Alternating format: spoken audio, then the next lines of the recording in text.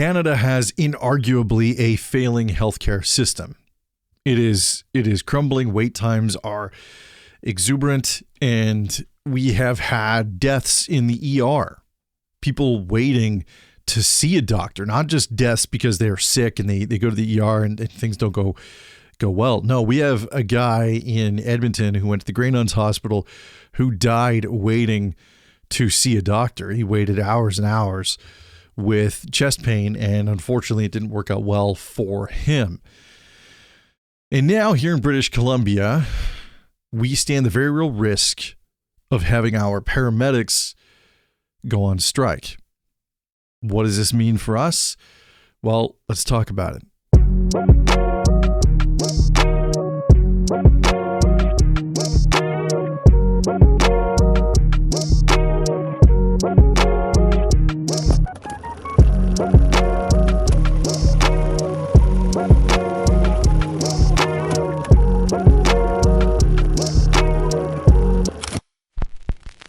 I know how important it is to get a good night's sleep.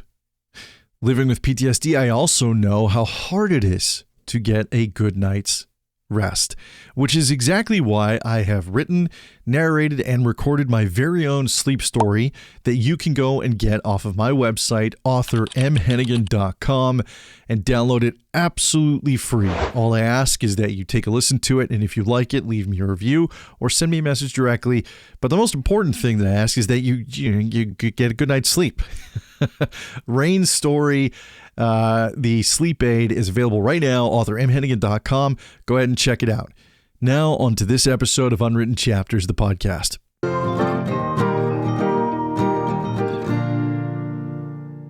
Okay, so we're going to go through this article here where it says BC Paramedics Union pursuing mandate to serve strike notice. This is from the Vernon Morning Star, and we're going to read a couple of things here from them. It says BC Paramedics Union is taking steps toward job action after last month's breakdown in negotiations with the province. Province here being a very key thing to keep in mind as we talk further. On Thursday, January 15, the Ambulance Paramedics of BC, known as the APBC under CUPE 873, warned via social media that a looming province-wide strike could seriously cripple our already fragile healthcare system. And they're not wrong. So in British Columbia and in many places in Canada, paramedics are not considered an essential service. Now, essentially, what essential service kind of means in the framework of Canada, essentially is just that if the individuals or the group were to cease work, then it would be of huge, massive detriment to the population, and it would cause real public safety risks. I mean, if your paramedics don't strike, it absolutely causes that. So it is something that has the impact on paramedics is that they don't automatically go to binding arbitration. They have to kind of make some noise and bluster about this, and they can do job action strike, unlike fire and police. But seeing them as a essential service would go a long way into avoiding not only this for the citizens, but also as a service in general. It says police and fire are usually single-purpose public safety services with a clear municipal provincial frameworks. Paramedics, depending on province, may be municipal, regional, provincial, or contracted, meaning that they are under a private thing like Mediview Blue Cross or something like that. The other issue is police and fire are seen as public safety. Paramedics generally get confused/conflated with public safety and public health care. My personal belief system is that although paramedics work in connection with healthcare, they are not healthcare, they are public safety. And the reason I say that and make that distinction is because firefighters are not healthcare, they're public safety, but they work and do very, very close call simulation with paramedics because they work together on a lot of calls and things don't go well without having both units and apparatuses on the scene a lot of times, motor vehicle extrications, et cetera, et cetera, et cetera. And yes, fires have gone down and medical calls have gone up, and fire has not had their budget cut, and paramedics have not had their budget increased. Their budgets actually, especially here in BC, have been going down, but the call volume has not been going down. According to BC EHS, call volume has been steadily going up. In 2022, they report 546,007 calls in British Columbia. In 2023, that rose to 586,622. 2024, 607,716, and 2025, it has so far been released as 621,373 calls. And their average overdose day was 116 per day in 2023 and 111 per day in 2024. In 2024, 40,000 overdose poisoning patients were reported. This is about 4% lower in 2023, but it is still astronomically high. I bring this up because when we look at this, we also have to look at this. British Columbia won't be extending its drug decriminalization project, health minister announces. I bring this up because within the first part of the article here, it says negotiations broke down with the province. So the province implemented this drug decriminalization project, and when they did that, the average deaths in BC actually rose significantly in the first year of the project. So this was in relation to somebody on Facebook. I wrote a comment. He says, I understand why people feel like we aren't getting the results we're hoping for, but I can't shake the feeling that the main reason people are so eager to kill the program is that it's made it more visible, and people don't like seeing it. Overdose deaths went down since they started the pilot, and they admitted in the press release that other pillars of harm reduction were lacking, rehab, etc. So I'm disappointed. The attitude seems to be that we're killing it because decriminalization wasn't a magic bullet that makes drug addiction disappear. He makes some good points here. In that, yeah, it's not a magical cure-all. It's not a thing that's going to effectively cure this overnight. The thing that I wrote here, though, when he says that it made overdoses go down, I responded, I said, it's not wholly fair to state that OD deaths went down with the program. The first year of the program actually witnessed record high deaths in BC. And the source that I used was the BC Coroner's Service reporting via BC government releases. So you can find that online and take a look at it for yourself. But they reported in 2023, there was a record high of 2,511 unregulated drug toxicity deaths. This is record high. The 2024 following year, 2,253 deaths. Yes, that's down significantly. Arguable, right? It's almost negligible. In 2025, the official numbers aren't out yet. My guess is that the 2025 numbers are going to be closer to what we saw in 2023 and not as close to 2024. It shows there's variability in deaths per year, but it doesn't actually show success with the program. So I'm a fan of this being rolled back because it is money that's going into a program that is ineffective, and that money can be used for things that need money, like paramedics. I can tell you that provincial oversight of a paramedic service does come with a lot of drawbacks. When I worked in Edmonton, when I first got hired on in 2008, I was hired on by the city. It was a municipal run paramedic service, which means that the city owned it. The city of Edmonton was the operator of the paramedic service. So we were Edmonton EMS, Edmonton Emergency Medical Services. About a year and a half into my working there, the province took over the paramedic service. And so in late 2009, early 2010, the province took it over and we became Alberta Health Services, AHS. And all of our union stuff and everything rolled into the nurses union. And we also got put on a wage freeze for about 2.5 years while the province figured out what paramedics should be paid and where we fit within the public safety or healthcare stream. And they put us in the healthcare stream, i.e. the nurses union. So when it came to finally giving us, a raise, it was negligible. But the vote came down and they offered nurses 1%, 1%, 1.5%, 2%, I believe. Don't quote me on that. It could be less, it could be more.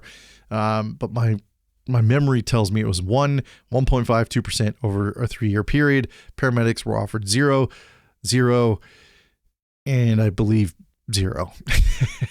And because we were part of the nurses union, the nurses voted in favor of this, and nurses outnumber paramedics, and so therefore everything passed. And it was a pretty rough morale during that time to be a paramedic, and we were being worked like crazy. The paramedic service in Edmonton is insanely busy. I'll see if I can find Edmonton paramedic call volume. Let's see if it says 8,000 monthly calls. 8,000 monthly calls is apparently what we go to. In between 2017 and 2022, there was a huge increase from 39 to 40% growth. Let's see what the call volume was in Edmonton Metro. So yeah, in 2018, 8,000 calls a month. So as of 2025, so we went from, in 2018, it was 8,000 calls a month. In 2025, it is 12,604 calls a month. Currently happening in the Edmonton Metro volume. Is that Edmonton, Alberta? I guess I should put Edmonton, because that seems kind of low. Because I think we were doing well over 100,000 a year. But yeah, Edmonton, that's .ca. So that's Canada. Yeah. Oof. Yeah, I mean, look, you could see all Edmonton now. One events,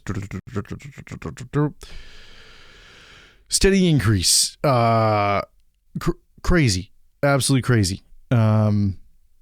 Just like to have the province drag their feet on this, to get to the point where paramedics are now warning that, hey, like job action strikes, this is imminent if we don't get to the bargaining table and start getting things sorted out.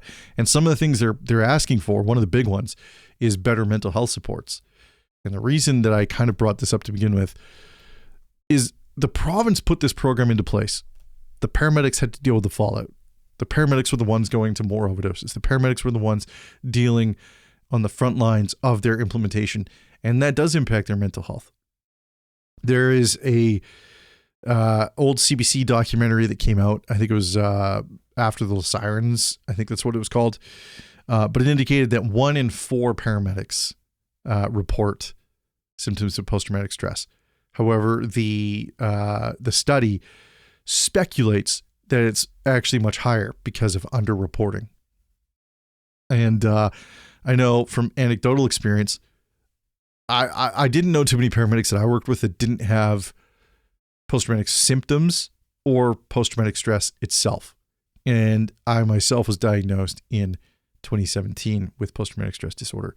It's a very common, it's a very real thing that impacts paramedics. It also impacts the ability for paramedics to stay on the road, and therefore there needs to be recruiting. So paramedics need money, essentially. They were criminally underfunded and underpaid for years here in British Columbia.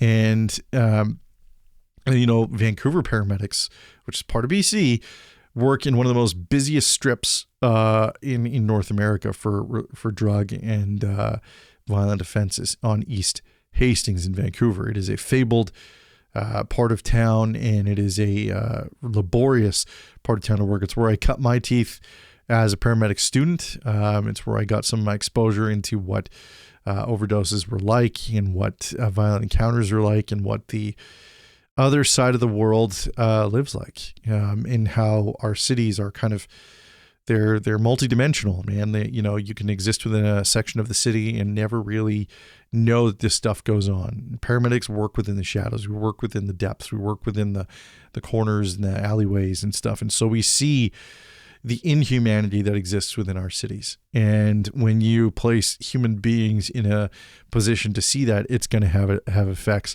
And so therefore the province failing to come to terms with paramedics here and to rectify this prior to it becoming a problem is a failure in the provincial government, 100%. The representative here says, we need to return to the bargaining table now, says APBC, noting the disruption to paramedic services risks serious impacts to 911 response times, patient transfers, and community coverage, i.e. public safety. This is not what we want. The responsible path forward is to get back to the table and finalize an equitable agreement that puts British Columbians and their healthcare needs first, said APBC. The province and the union have been in collective agreement negotiations since September 2025. APBC said some progress was made before the talks broke down just before Christmas. As a result, the union is now engaging its membership about potential job action, including the possibility of a strike, said APBC in a December 30th news release. This is not where we expect it to be, said the president and lead negotiator Jason Jackson. Paramedics and dispatchers are more essential to British Columbia's healthcare system than ever before. True, 100% true. We are deeply concerned about what will happen if government fails to take these negotiations seriously. So am I. I live here in BC. I live rurally in BC. Last May, my neighbor had a heart attack, full-on cardiac arrest, and myself and several other neighbors intervened, giving CPR and utilizing an AED, and we worked him for 17 minutes until paramedics arrived. Now, when you live rural, you take certain risks, right? You accept certain risks.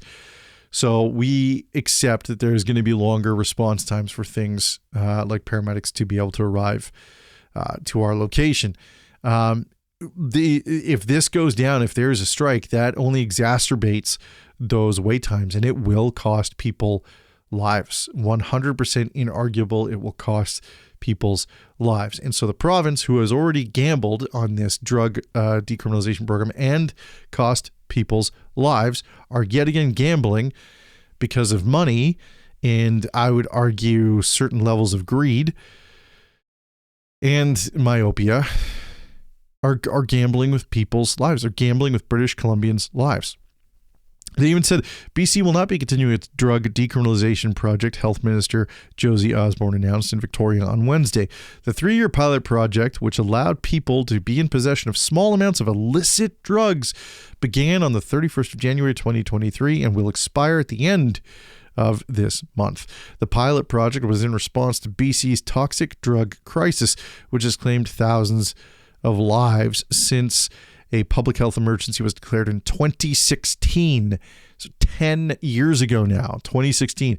Politicians and advocates have argued that decriminalizing drug use removes the associated stigma, because all about stigma, treats the crisis as a healthcare issue rather than a criminal one, which I don't think is a terrible thing at all. It is kind of a healthcare issue more than a criminalization one, and it makes it more likely for people to seek help. That is not wholly fair to say either.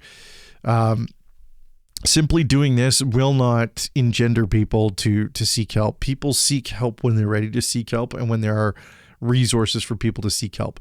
Simply not punishing them, i.e. criminalizing what they're doing, isn't going to force them to seek help. It is going to, in many respects, embolden their usage, because they no longer have to face the negative consequence of police interaction, but they now suffer the consequence of bad batches of drugs, which when you do street drugs, there are bad batches everywhere, and you never really know what you're getting. One of the common questions that we would ask when we go to pick people up who are having a bad trip or had overdosed, and we give Narcan to them, or whatever, we would always ask the same question during our assessment and trying to take our history. We would ask, hey, did you buy the drugs from a trusted source, from somebody that you know, somebody that you trust? And do you know if they got their drugs from the same source that they usually do? Oftentimes, yes, it was from somebody they trust. No, they didn't get it from the same place. They got it from wherever they could. And so you never know what you're taking when you're out on the streets. It's not regulated, of course, right? It's street. Nobody expects it to be, but it comes with very real risks, very real danger. It costs thousands of lives a year. There was a young 18-year-old kid that we went to. He was at a rave, and he ended up taking Molly, and that's a party drug for those of you who are not initiated. It's a party drug common at raves. It's like ecstasy, and MDMA is another huge one. GHB is another one that they take. And so we get called to this place because the individual was not feeling well, and we had to wade through a sea of idiots who were dancing and sweaty and touching our clothes and touching me. So we pick this guy up. He's 18 years old. We bring him to the truck, and he is drenched in sweat, and he is alert and talking, but he is not doing well. He's panicking. We hook him up to the ECG, and he's so sweaty that the leads aren't sticking to him. So we're doing the best we can to get the leads to stick. And finally we get an ECG report, and the ECG is throwing PVCs, premature ventricular contractions, at a fairly concerning rate. And by the time we got to the hospital, we handed over care, and we told the doctor about it. Doctor was like, well, it's probably just artifact from your truck. Literally 2 minutes after he said that, this kid coded, and he did not make it. The kid died. Nothing that they did could bring him back. They worked him for quite some time, and unfortunately he did not make it, and all from a bad batch of whatever was going around that nightclub. And so these things, like taking street drugs is very real, but to assert more likely to seek help, that's not, it's a nice thing to say. It's a nice thing to think. It's not necessarily accurate. Osborne said the pilot project hasn't delivered the results they had hoped for. At the end of the 3-year pilot, it is difficult, if not possible, if not even possible, to attribute certain changes in the number of people accessing care directly to decriminalization, the minister said. So right there, they literally just debunked what they said here. It's more likely for people to get help. People didn't get more help in the 3 years that we were doing this. The pilot project was part of the pilot of the federal government, which granted BC an exemption from the Controlled Drugged Substances Act, the CDSA, on May 31st, 2022. Under the exemption, people aged 18 and over were allowed to possess up to 2.5 grams of cocaine, crack, and powder, methamphetamines, MDMA, and opioids, including heroin, fentanyl, and morphine. So the killers, essentially. The big killers. No evidence-informed proof, says Cora DeBeck, a professor in the School of Public Safety at Burnaby's Simon Fraser University, and she's very disappointed. Yeah, fair enough. I think we all are. In the province decision to end, never mind that. she's disappointed in the province decision to end the drug decriminalization program. I felt that really the overall announcement was, in a large way, a move away from evidence-informed policy and the reality. So she talks about evidence-based reality, informed reality, but up here, they literally said it didn't work. We didn't get people seeking more help, didn't get people getting better access to care. And when we go through the numbers again, like in relation into drug deaths. What do we got here? We had 2,511, a record high. That's the first year of the program. 2024, 2,253. That's down, but it's negligible. 2025, probably high again. What evidence is she talking about? Right? The thing that bugs me about this is people get in their feels, and they feeling like they're doing a good thing and doing the right thing. That is the evidence. That's not evidence. The pilot failed. It failed miserably. The same as the gun buyback. It failed miserably, right? These are tangible realities. It failed. So you could be disappointed that they're ending it, but understand that your disappointment comes from you, not from evidence. It comes from you.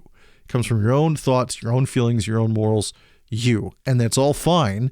It's fine for you to feel disappointed. It's fine for you to feel that way. That's not evidence. That is not evidence. This is what I heard is that we're really moving towards policing, and I think that we're not addressing what's actually driving overdose deaths and public disorder, which is a very toxic, unregulated drug supply and a lack of housing and a lack of alternatives for people to go.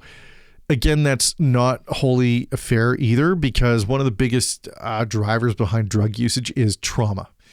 So we need access to mental health care. We need more access to mental health care. We need more qualified people to talk to people who are addicted to drugs and have addictions dealing with mental health care. We don't need enabling. We don't need to enable drug usage, the same as we don't enable alcohol usage. I can say this because I am an alcoholic. I drank for many, many years, and I'm currently 7 years sober. I'll be 8 years this August. I can say these things from a position of experience. Yes, it's anecdotal. Yes, it's subjective. But there are some things here that I have some insight on that this individual may not see. Saying, alternatives for people to go and do, lack of housing. Sure, lack of housing could be one. Lack of housing is impacting every Canadian right now, not just people afflicted by drug addiction. It's the trauma that we need to address. It's the root cause, not the toxic drug supply. The toxic drug supply, that we need to start looking at, and that is a policing issue to find out where it's coming from, how it's getting into the country, how it's getting sourced into our population. That's a policing issue. To be disappointed that it's moving towards policing. I believe that policing holds a real place in here. Arresting and and giving people criminal records for holding on to cocaine and stuff. We've done that for years too, and I would argue that it's largely a failure. We have large prison systems with certain demographics in there that we need to take a good hard look at. I believe there needs to be some reformation when it comes to our laws. There needs to be some reformation when it comes to policing. There needs to be some reformation when it comes to being a paramedic. Saying reformation doesn't mean that it's negative toward policing or paramedics or fire. It just means that something else needs to be done. Let's see this. Deeply concerned with fails negotiation seriously. Having worked a night shift, the advanced care paramedic and supervisor was grabbing a bite to eat before heading to meet with fellow CPE 783 members wearing the APBC communications on the social media director hat. We spent the last couple of weeks doing info sessions with our members. This week, we're doing in-person meetings to tell our members what's going on. We're going to do a strike vote. We want a strong yes mandate, and then we're going to serve strike notification to the government at that time, said Tate, explaining that the vote likely won't take place until February. So we're coming right up on that. We're still months away from implementing job action. Negotiations aren't over wages, but primarily flex money, which Tate described as a pot of money that helps us improve other aspects of the collective agreement, like mental health supports, overtime wages, and deployment. So it's not just solely a wage issue, which a lot of times the media reports on very simplistically, that it's a wage thing. It's not just about, hey, I want to get paid more. We need to pay our paramedics. Our paramedics are healthcare professionals and they're public safety experts. They do need to be compensated, absolutely. But they also have to be looked after. And, we talked about the mental health rates. And I know from firsthand experience, the burnout rate among first response and among paramedics is high. And when you put them in situations like this where they're on the tip of the spear with government implementations on programs like the drug decriminalization program, and they suffer the negative consequences of it. We need to take a hard look at that, and we need to compensate them for that, not fight them on it, because when you fight them on it, the morale just plummets even further. And I feel like, Premier David Eby, we're all too willing to just say yes when it comes to Indigenous monetary grievance, and that hits taxpayers, and that I'm not saying that it shouldn't happen, that Indigenous groups shouldn't be compensated and have negotiations. I think we go a little too far, to be completely honest with you. I think it's a little too much, and I think there's a lot of corruption in there too. That's a topic for a whole other day. But a Premier David Eby, he's the one that runs the province. He's the one that we need to kind of have step in here and go, hey, paramedics are vital.